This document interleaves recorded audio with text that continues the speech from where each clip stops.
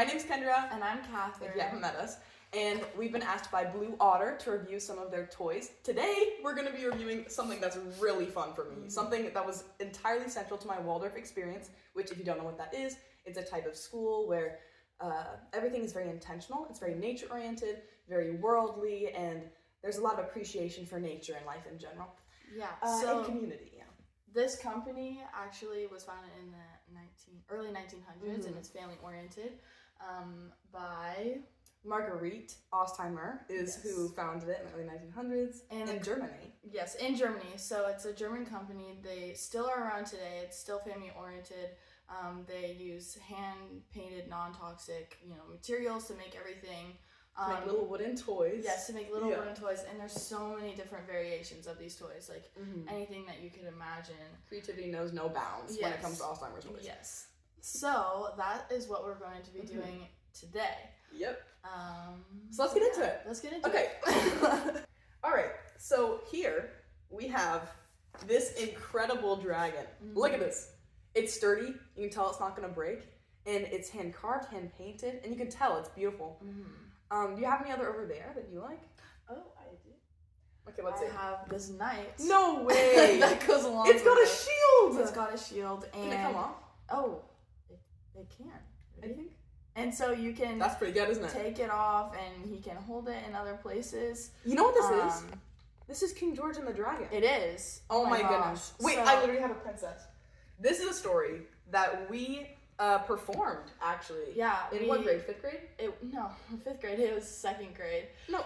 That's when you were the dragons. Yeah. Okay. We performed as little people in 2nd grade. We actually made a paper mache dragon, kind of just like this one. It was huge. It was awesome. It was a class project, and so we put on this whole play. And we all worked together to do it, and it was fantastic. It turned out really good. So this is a kind of like sentiment to that. I feel when I look at this toy, it kind of just connects some memories that I've seen like from past Waldorf experiences. And again, that's kind of the whole creativity thing too, right? Yeah. Like we look at these toys and we see a whole story, whereas our friend might see a whole different story, and then we would work together. I know at least I did, like with my friends, and we would come up with different stories. Maybe I would be the princess and you'd be King George. Yes, King George. And so it was all really fun. There were no limits. And it was fantastic. Ostheimer makes a ton of different toy figures that you can use in different stories. So if you're teaching, if you have kids that just want to play with toys that are not made of plastic or of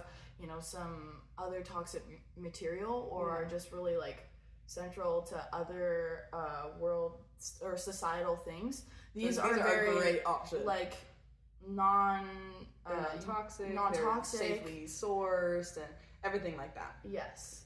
So these are great, and especially if you want to just create your own stories. I know we have a story attached to these figures, but you can create your own. Your kids can create your own.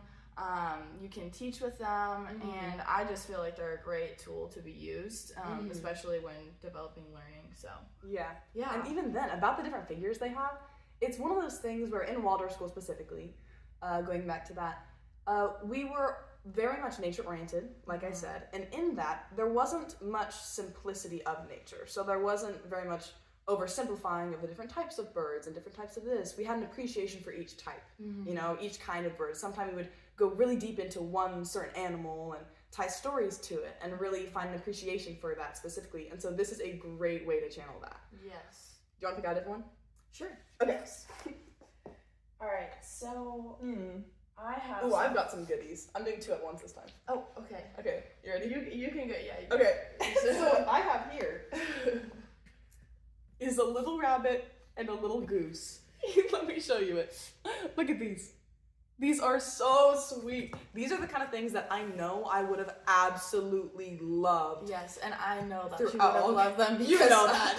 I've known her for a while, and she's 3 months old, actually. Yeah. So Kendra's actually has a very high appreciation of birds that now, is true. And so just looking at these, I give credit to Waldorf School for that appreciation for birds. Yeah, I mean, we were taught to respect all different types of nature, all different life. We actually weren't allowed to pick any flowers or leaves off plants when we were at school. because our teachers are like, well, we appreciate the earth, and that's not what Earth would want us to do. Exactly. So, it was beautiful. Yeah, we would respect all of these figures and, you know, use them in our stories and creativity. Yeah. And so I know I would have made a great story about this. Don't get me started. About the goose and the rabbit. I can already see it. I can already see it forming. Yes. Don't get me started. All right, give me some. What's your favorite? All right. So these are so figures. Cute. Look at how painted they are. Okay, I'm fine. No way. So wait a minute. Are you about to say what I think you're going to say? These figures we actually used in our math teaching. Yes, this is math. Yeah. You may not think so, but this is math. We're math to Find us. them on Blue Otter Toys. Yes. Let me tell you. .com.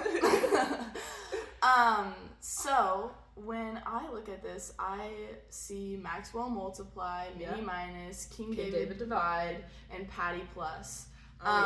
So we use gnomes in our teaching to learn about the different types of, or different styles of, you know, mathematics and different functions and what they would do, like what would happen if Patty plus got too much and Minnie Minus had to take some away. And she gave away all of her things. But then don't worry, because King David divide, he would divide it all evenly between everybody. It was all linked to these stories. And that nature of just creating a story for everything, even if it's just math, it would promote such a creative environment. And it was incredible. Yeah. And it all came down to these little toys. Yes. It was so tactile. It was so nice. I loved it. And I love how, like, the toys, like, their faces are even painted, their eyes, it's very really intentional. Cute. They're so, like, wonderfully made, and they're not, like, biased towards anything. They're just little gnomes. Little gnomes that you can use in your stories, and I love that. Yeah, there's something so nice about simplicity, because then again, like I've been saying before, it's open-ended. Yeah. It leaves so much to the little kids that are playing with them to create the story themselves, instead of having it fed to them, you know. Yeah, exactly. All right. So, find these on blueottertoys.com. That's Blue Otter, not Blue Water. Yes, Blue Otter. BlueOtter.com.